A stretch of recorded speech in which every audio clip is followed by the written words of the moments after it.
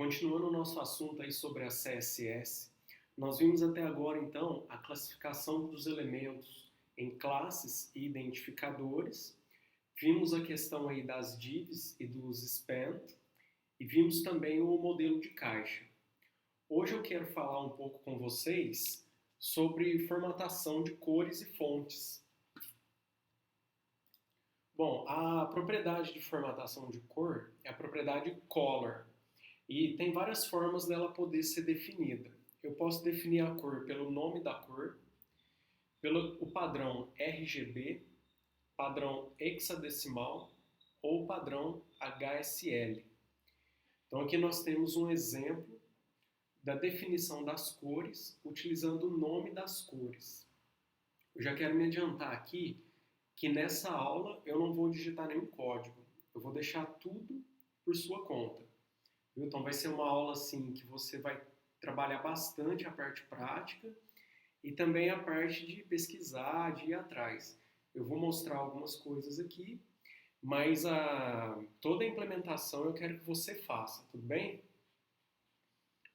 Definindo o tipo da cor, né, a cor, utilizando o padrão RGB.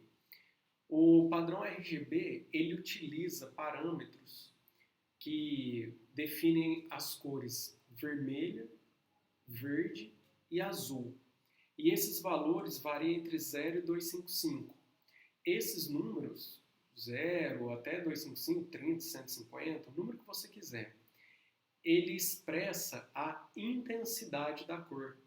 E com a mistura dessas três cores, de acordo com a intensidade de cada um, nós conseguimos fazer diversas outras cores. Então esse é o padrão utilizado, chamado de RGB. Como que você define ele? Fonte color, fonte color não, somente a propriedade color, dois pontos, e aí o código RGB da cor. Lembrando que é preciso colocar isso aqui, ó, RGB, entre os parênteses, a intensidade de cada cor. Então, por exemplo, 25500, você está colocando a intensidade máxima da cor vermelho, nada de verde e nada de azul. Então, o que vai ser essa cor? Vai ser vermelho. 00255, você não está definindo nada de vermelho, nada de verde e intensidade máxima de azul. Então, essa cor vai ser azul. Além disso, você pode procurar diversas tabelas de cores RGB na web disponível para te auxiliar a definir as cores do seu site, que você achar que orna melhor, né? O que combina mais. E aqui eu já quero deixar a primeira prática.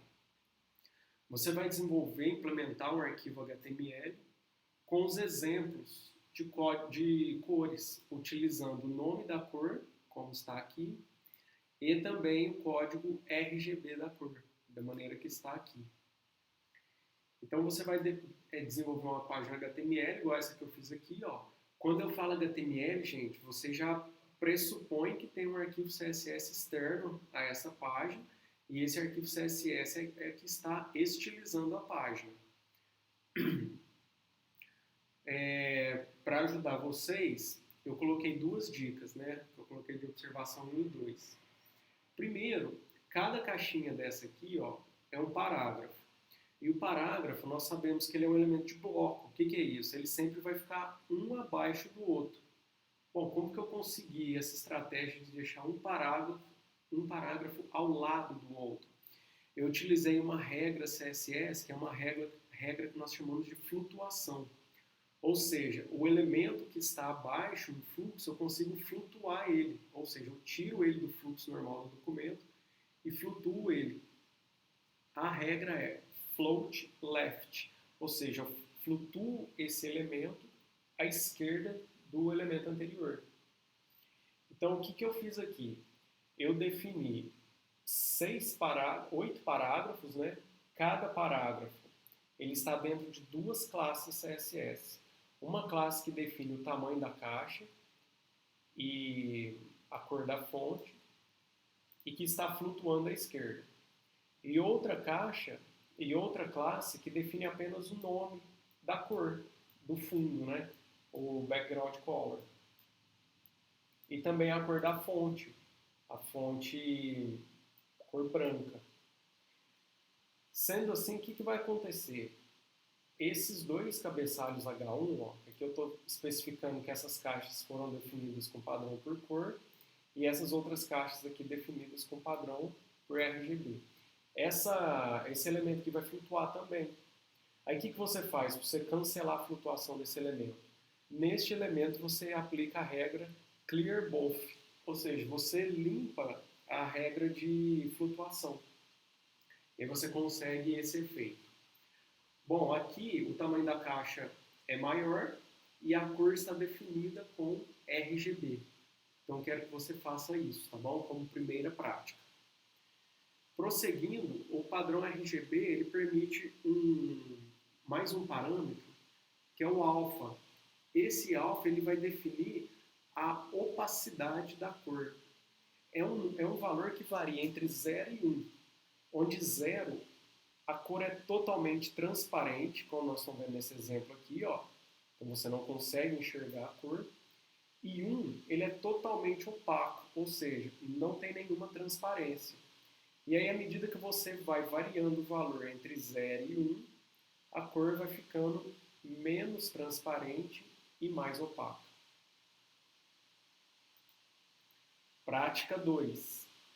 Pesquise, explique e dê exemplos da especificação de cores utilizando o padrão hexadecimal e HSL.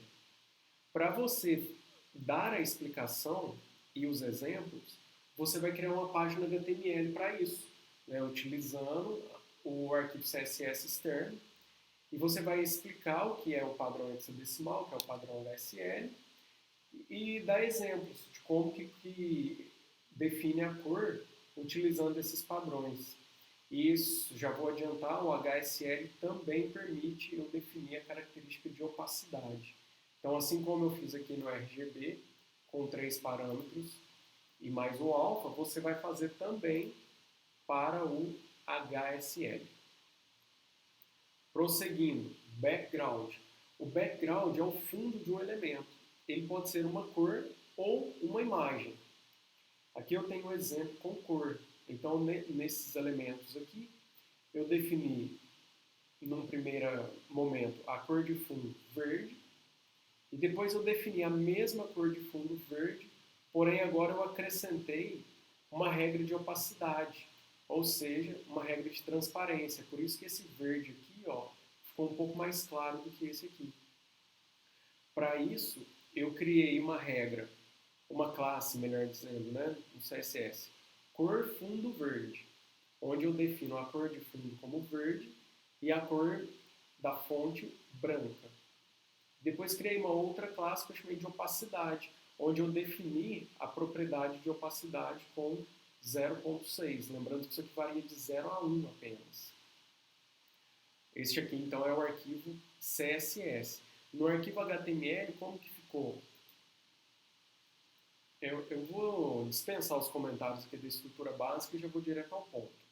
No arquivo HTML, eu criei uma div, coloquei um elemento H1 lá dentro da div, e esta div aqui faz parte da classe cor fundo verde. E criei uma segunda div, onde eu tenho 2 elementos H1, especificando como essa div vai ser estilizada, e essa div faz parte de 2 classes, cor fundo verde e a classe opacidade. Então, nessa div aqui, ó, é aplicada as regras de background color, a cor e a opacidade. É uma forma da gente trabalhar, você colocando o elemento, definindo o elemento em diversas classes. Sobre a utilização de imagens como fundo, né, como background, nós vamos utilizar então a palavra background image. E o valor dessa propriedade, o URL e o caminho da imagem. Atenção, o caminho da imagem, aqui escrevi errado. O caminho da imagem, ele é em relação ao arquivo CSS. Quando a gente estava trabalhando apenas com HTML, o caminho da imagem era em relação ao documento HTML. Agora não, agora a imagem é em relação ao arquivo CSS. Neste exemplo que eu coloquei aqui, ó, background image, URL e o caminho da imagem. Por que está esse caminho aqui? Então eu vou mostrar como que está o meu ambiente de trabalho, né? Veja bem, essa aula que eu preparei aqui para vocês, eu criei aqui o pacote aula 4. O meu arquivo chama cores HTML e as regras CSS estão definidas no meu arquivo cores.css. E aí, fora da aula 4, ó, dentro da minha estrutura hierárquica acima, eu criei uma classe, um diretório chamado img, com a ideia, o intuito de colocar minhas imagens aqui. Então, todas as imagens do site eu estou pensando que vão ficar aqui dentro.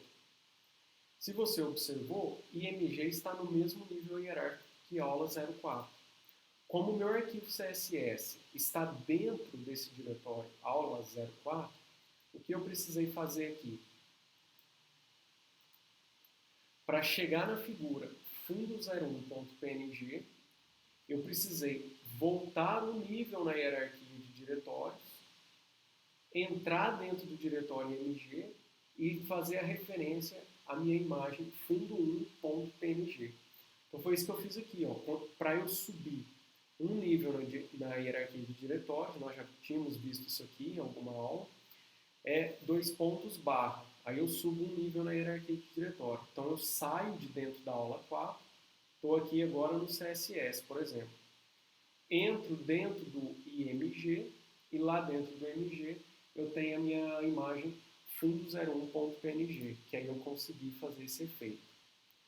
Por padrão, a imagem se repete tanto no eixo horizontal, eixo X, quanto na vertical, no eixo Y.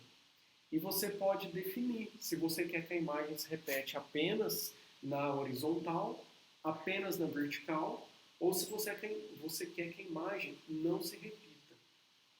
Como que a gente faz isso? Se você desejar que a imagem se repita apenas no eixo X, você vai utilizar a propriedade background repeat, colocando o valor repeat x. Se você quiser repetir apenas no eixo y, background repeat y. Se você não quiser que a imagem se repita, no background repeat, você coloca no repeat. E aí você impede que a imagem fique se repetindo. Prática 3, você vai criar uma página HTML que utilize cores e imagens para o fundo de alguns elementos. Aí a cor e a imagem, gente, fica a seu critério. Você pode colocar imagens definidas, né? Uma paisagem, sei lá, um carro, que você achar melhor. Ou você pode usar texturas, né? Igual eu fiz aqui, ó. Você pode usar alguma textura. Então vamos fazer essa proposta. Para imagens, utiliza 2 tipos de imagem. Uma imagem que a gente consegue identificar o objeto, uma casa, um carro, um jardim, o que você achar melhor.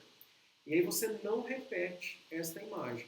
Né? Você pode até pôr ela como background lá do body, que eu imagino que vai ser uma imagem um pouco maior.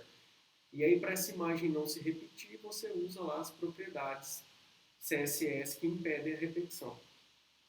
Utilize aí uma textura aí. Qual que é a dica? Você pega uma imagem bem pequenininha, né? Uma imagem, sei lá, de 4, 5 pixels, e aí você deixa ela se repetir infinitamente. Aí ela vai preencher todo o seu elemento utilizando uma imagem pequena e otimiza, né, o seu site. Aí você evita ter que carregar uma imagem muito grande.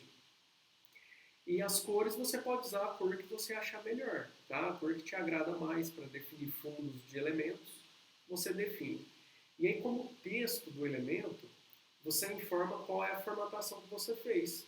Por exemplo, você define lá uma div, coloca um texto, uma imagem de fundo. Aí você coloca lá, div utilizando imagem de fundo sem repetição. A imagem utilizada foi do carro lançamento 2020, por exemplo. Tá? Então aqui fica a prática para a gente utilizar o background. Vamos prosseguir, vamos falar um pouco sobre fonte agora. Fonte, eu quero falar sobre 5 propriedades, né, de fonte, que eu acho bem interessante. Primeiro, o tipo da fonte, e você pode especificar qual é o nome da fonte que você está utilizando, e aí a regra é fonte family e o nome da fonte. Se a fonte, o nome da fonte for composto e ele vier separado por espaço em branco, igual essa fonte aqui, ó, Times New Roman, você precisa colocar o nome dessa fonte entre aspas duplas. Caso contrário, se for uma palavra simples ou uma fonte com mais de uma palavra, porém separada por hífen, ou seja, não tem espaço em branco, aí você não precisa colocar aspas duplas. Estilo da fonte é apenas para você definir se a fonte vai ser itálico ou não. Então, font style normal, a fonte não é itálico, e font style italic, se você quiser definir essa fonte como itálico. Tamanho da fonte é definido com font size. Eu vou falar um pouco sobre font size porque tem algumas formas de você definir o tamanho da fonte. O peso da fonte é o fato de você definir se a fonte vai estar em negrito ou não. Font weight. Então, normal, a fonte não está em negrito. Font weight bold, a fonte está em negrito. E a decoração do texto, text decoration. Aqui é se você quer definir um sublinhado, né? Se você quer passar aquela linha embaixo do texto, aí a gente usa o valor underline. Se você quer colocar uma linha no meio do texto, aí você vai usar o line from. Se você quer uma linha acima do texto, né? Então você usa o overline. Se você não quer linhas embaixo do texto, você coloca a propriedade nome. Sobre o tamanho da fonte, gente. O tamanho da fonte, ele pode ser absoluto ou relativo. Tamanho da fonte absoluto. Você define um tamanho de fonte fixo e especifica esse tamanho para o texto e pronto, ele não muda mais. Por exemplo, vou definir esse cabeçalho aqui como tamanho de fonte 20 pixels. Pronto. Em qualquer lugar, né, melhor dizendo, em qualquer tamanho de tela ou dentro de qualquer outro container, esse texto vai ter 20 pixels. Agora, visando melhorar o layout do seu site, o tamanho da fonte, de uma fonte, pode ser relativo. E aí esse tamanho pode ser definido em função do container. O que é o container? O container vai ser o local onde está definido o elemento. Então, antes de falar isso aqui, já vou definir um container. Por exemplo, eu tenho esse exemplo aqui, ó. Eu tenho um container maior, que é a div padrão, que eu chamei. Depois eu vou voltar aqui, viu, gente? Vamos só nos preocupar com o container agora. Dentro desse container, dessa div padrão, eu coloquei uma outra div, ó, que é essa div aqui do meio, que está escrito. Nossa, está escrito errado aqui, mas não tem problema. Este parágrafo está dentro da div padrão. A div padrão é o container desse elemento, ou seja, quem que é o container dessa div? É esse externo aqui. Então esse elemento, essa div, está dentro dessa. E aí eu coloquei uma outra div dentro dessa div aqui. Ou seja, essa div está dentro dessa, então essa div é o container dessa mais interna, que por sua vez está dentro de uma div padrão. Então essa é a questão do container, é um local onde você vai colocando elementos. Então vamos voltar aqui. Em relação aos tamanhos, quando nós não especificamos um tamanho de fonte, o tamanho da fonte de um parágrafo ele é 16 pixels. Isso é padrão. E 16 pixels equivale a 1 EM. Por que eu estou falando isso aqui? Porque o tamanho relativo ele é definido com essa notação aqui, ó, EM. Então, vamos entender uma coisa. Quando eu defino para essa div um tamanho de fonte, font size, igual a 30 pixels, e ela é o container pai, vamos dizer assim, todos os outros containers vão estar dentro dela, ela passa a ser o referencial. Ou seja, no tamanho relativo, o tamanho do texto é definido em função do seu container. Todas as outras fontes de elementos que estarão dentro deste container texto padrão da div vai ser definida com base, né, em relação ao tamanho da fonte do container. Então vamos entender isso aqui. Eu defini como tamanho da fonte para esse texto 30 pixels. Para o tamanho do container interno, eu defini o que? 0.7 em. O que é isso? Ora, você vai ter que fazer uma conta aí, né? E como isso é uma das práticas, vou deixar para você fazer. Se um pixel é um em, quanto que é 0.7 em? Aí você tem o tamanho em pixels. Isso se eu não definir, certo? O tamanho da fonte. Aqui eu defini, ó. Aqui eu defini o tamanho da fonte, eu estou falando que a div interna ela é 0.7 em, ou seja, ela é 0.7 de 30. Então esse é o tamanho dessa fonte. Então aqui tem um tamanho determinado da fonte. Neste container um pouco mais interno, eu falei que ele é 1.5 em, ou seja, ele vai ser uma vez e meia o tamanho desta fonte aqui. Ó. Se eu alterar o tamanho do tamanho da fonte padrão aqui, de 30, sei lá, para 20 ou 40, os outros containers também serão afetados. Deixa eu mostrar isso aqui, porque é um negócio que às vezes não é tão trivial, né, para a gente compreender. Então, olha aqui. Esse aqui é o pedaço do código que eu estou tratando.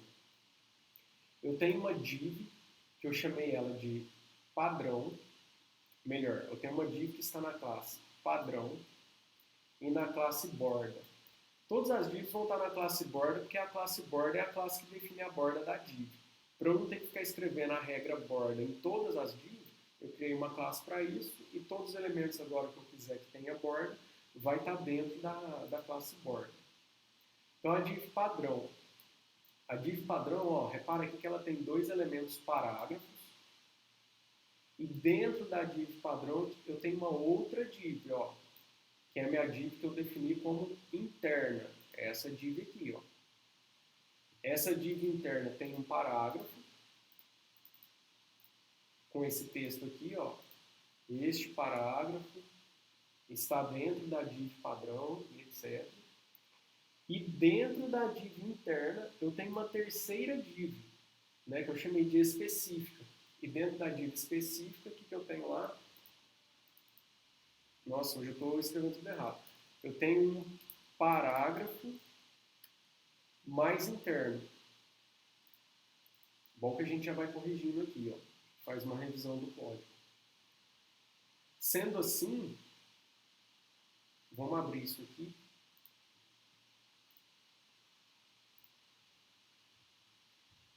Esse aqui, ó.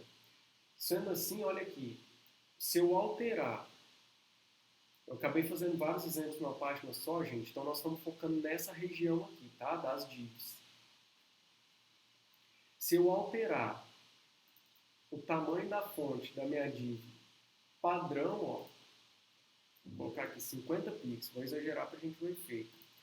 Proporcionalmente será alterado o tamanho da fonte da div interna e da div específica. Então vamos reler a página para a gente ver o efeito. Tá vendo? Mudou aqui, mudou esse tamanho e mudou aqui também.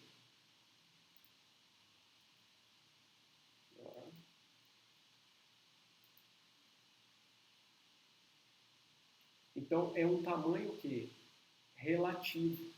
Ele depende do seu container.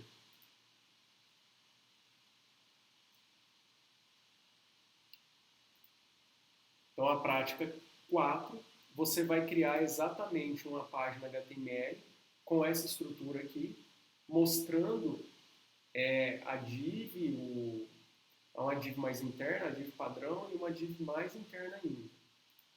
E aí eu vou te perguntar uma coisa. Qual é o tamanho da fonte em pixels do texto da div interna e da div específica? Eu coloquei sem um acento aqui, porque é o nome da div, né? Então a gente não coloca caractere especial nem acentuação. E aí você me explica como que você chegou nesse resultado. Ok? Ainda sobre o tamanho da fonte, nós temos uma coisa bem legal. Repara agora essa porção do código aqui, ó. Olha uma coisa interessante. Repara que a fonte está diminuindo à medida que a minha tela também está diminuindo. O mesmo comportamento não está acontecendo nessa parte aqui onde eu tratei as divs.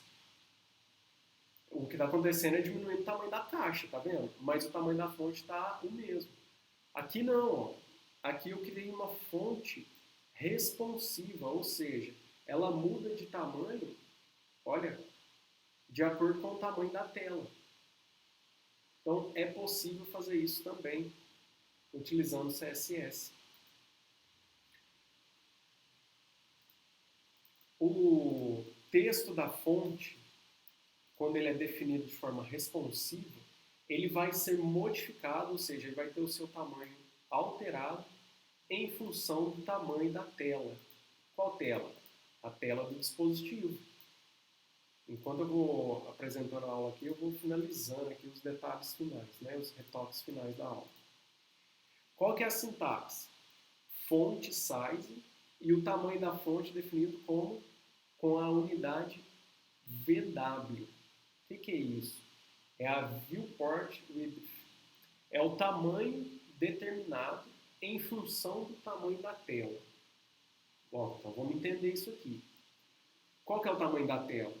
Não sei, depende. Pode ser uma tela de tablet, de smartphone, de computador. O que nós precisamos saber? Que uma unidade VW, Viewport Width, equivale a 1% do tamanho da tela do navegador. Então, só por essa referência, você tem aqui que o tamanho seu vai variar em função do tamanho da tela. Neste meu caso, ó, 10VW, ele então é o quê? Ele é 10% do tamanho da tela do dispositivo. Por isso que a gente observou isso aqui, ó. À medida que a tela do dispositivo vai ficando grande, a fonte tem 10% desse tamanho. Então ela vai aumentando também. À medida que a fonte do dispositivo vai diminuindo, o tamanho da fonte também vai diminuindo, porque ele é proporcional ao tamanho da tela. Eu sei que é bastante regrinha para a gente compreender, mas você não precisa ficar preocupado com isso. O importante é você entender do que se trata, como que utiliza, para quando você precisar, você poder pesquisar por esse conteúdo e entender. Bom, para eu poder utilizar esse recurso, eu preciso colocar uma meta, uma tag, lá na tag head da página. Né? A tag é essa aqui, ó, meta name viewport content width igual device width initial scale 1. Isso aqui, gente, é para definir o tamanho padrão da tela do dispositivo e a escala inicial, ou seja, aqui eu consigo capturar qual é a tela que o meu site está sendo exibido. Se é um tablet, se é um celular, se é um navegador. E à medida que a tela vai sendo modificada, não só o tamanho da fonte, mas todos os elementos responsivos, nós vamos trabalhar bastante com isso aqui no Bootstrap, também vão sendo alterados. Aqui a alteração é apenas no tamanho da fonte. É um negócio bem legal. Aqui fica então o arquivo CSS e o arquivo HTML de como foi implementado essa fonte responsiva. Última prática para você, né? Essa aqui então é a nossa prática número 5. 3, 4, isso. prática 5, então, que você vai verificar o funcionamento da fonte responsiva e explicar o que significa a notação CSS utilizada para definir o tamanho da fonte. Repara aqui que eu criei uma classe, né? Fonte responsiva. Mas aí eu fiz uma coisa estranha aqui que eu não tinha falado ainda, mas eu não vou falar justamente porque eu quero que você me explique qual que é este comportamento. Ok? Então é isso, pessoal. Bastante coisa na aula de hoje. Tem bastante atividade. Eu vou colocar lá no Ava o local apropriado para você me enviar essas atividades. Qualquer dúvida, entre em contato comigo. Um abraço e bom trabalho aí.